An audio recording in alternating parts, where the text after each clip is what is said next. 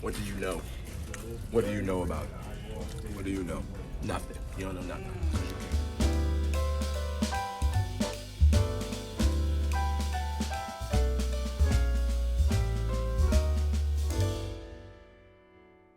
I don't know if it's just the fact that I have the ring light, or I'm like, damn, I look good in the ring light, a combination of both.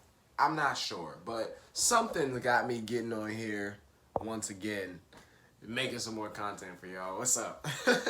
Welcome back to the Gray Area, where controversy roams free and so does the dialogue. I am your host, Dion Gray. Enjoy. Let's get into it. So just the other day, I posted the Like a Phoenix, I Rise Again content, right? And I asked for topics, things that you all want to talk about but may not be able to talk about, or be comfortable talking about, or just want somebody else to talk about because you always talking about it or thinking about it. And my good friend Jessica responded to me with a fairly interesting topic. I was very happy to see that message. Thanks, Jessica, for writing in. You can see Jessica's message. It's a little bright, but it's on there. Jessica says, Dion, hope you're doing well. I recently had a discussion with a friend about a topic that you brought up when we were at the mall. Jessica and I did a international student retreat at JMU one time. I was the leadership teacher, and she was one of the international students visiting. But we all learned from each other, so it wasn't just like a me here, she here. It was a constant evolution of all of us. Anyway, she said, you talked about how you think people make jokes at other people's expense. People who make jokes at other people's expense are not actually funny. The idea lingers on me, and I, with my friend, just completely realized how many people hide their conscious, unconscious racism, sexism, etc. behind it's just a joke. And sadly, some people, including myself in the past, laughed or at least failed to call out prolonging the injustice, at least failed to call them out, prolonging the injustice. So first of all, thank you. Your thoughts initiated further discussion and made me able to see more depth behind those said to be harmless, funny, but turned out to be shitty jokes. I'm glad you'll continue with more content so I can still hear more of your thoughts from miles, kilometers away. She's in Indonesia. I think you'll be a perfect person to continue to talk about why these kinds of jokes are still considered funny in their impacts to the society.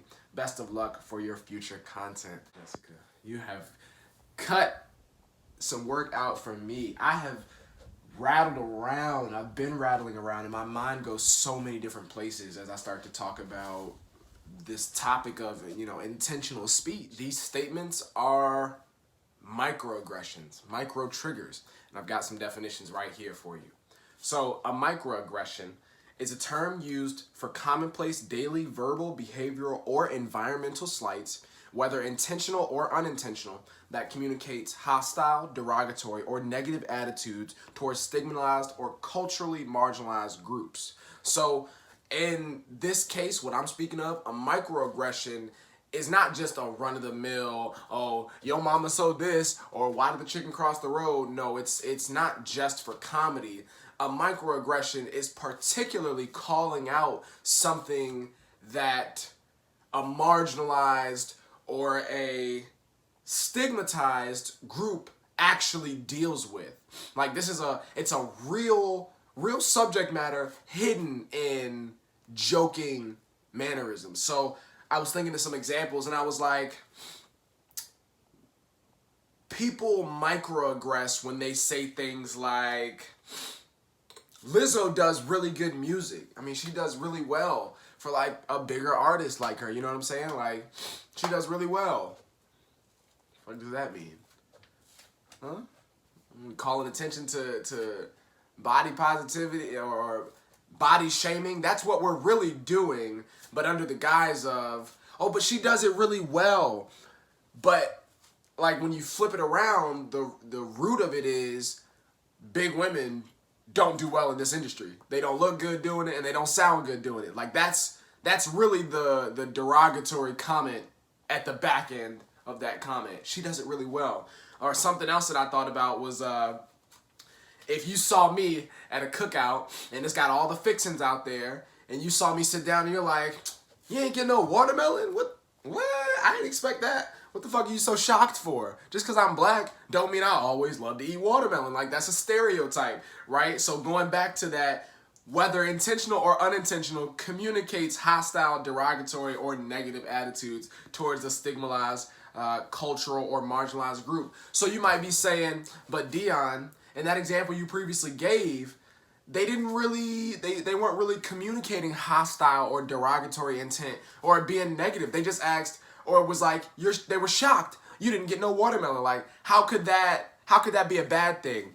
Well, on the other side of microaggressions, there's micro triggers. So a micro trigger is a subtle, seemingly unimportant communication that matters a lot to an individual. All right.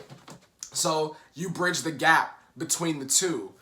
The aggression it's not always a microaggression that pisses somebody off or gets under somebody's skin. Sometimes it's just the thing that you said in particular, like, hit right on my insecurity, like tap the nail right on the head, and it set me off. It triggered me.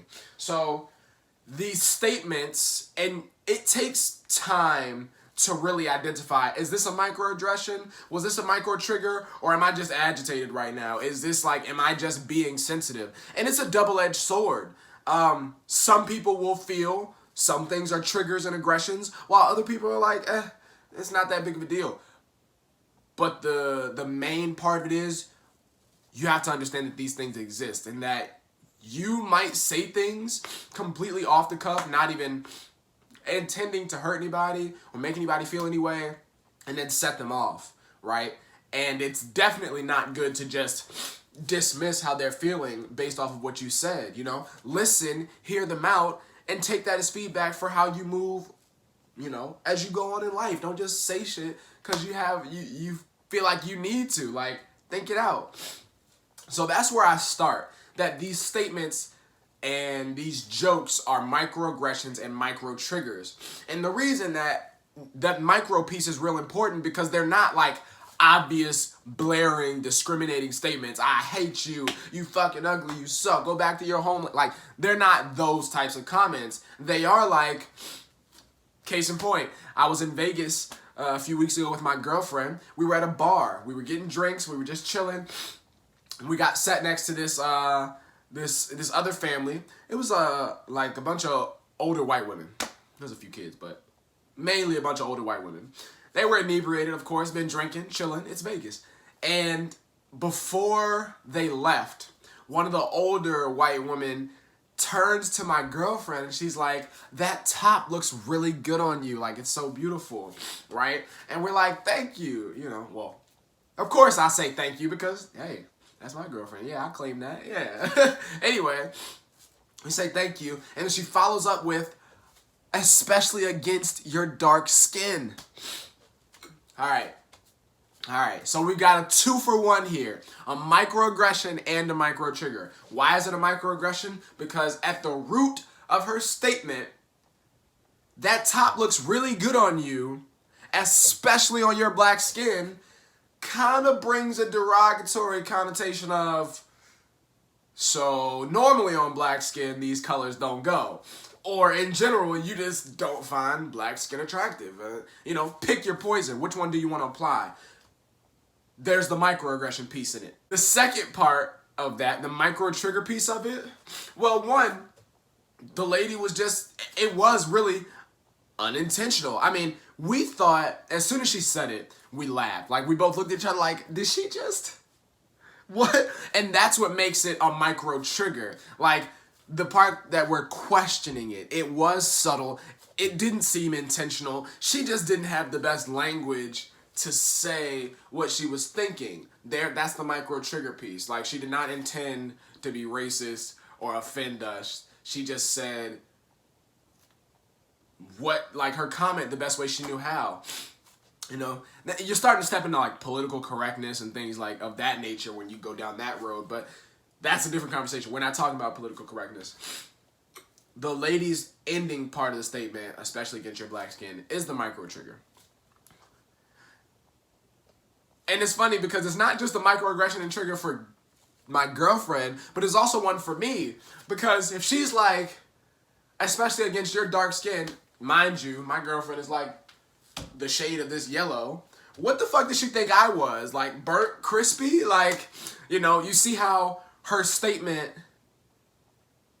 to me brings out like nuances of colorism. Like, you know, it triggered me. And I did feel a little bit like, you know, if we were to dive a little bit deeper into what she was saying, we probably find roots of like, she probably didn't think black people was that. I don't know. That's the big part of a microaggression and a micro trigger.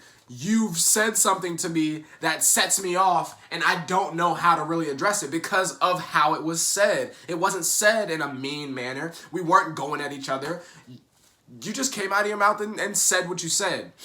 Microaggression, micro trigger. Unintentional or intentionally calling light to something that a marginalized or stigmatized group already, you know, has going against them or is pointed out against them. So that's where I start, but it's not where we finish. I want to give you a way to kind of break down these situations and what's happening when microaggressions and micro triggers are actually being said. So outright, there's the person that's saying the statement. There's the joker or the sender, you know.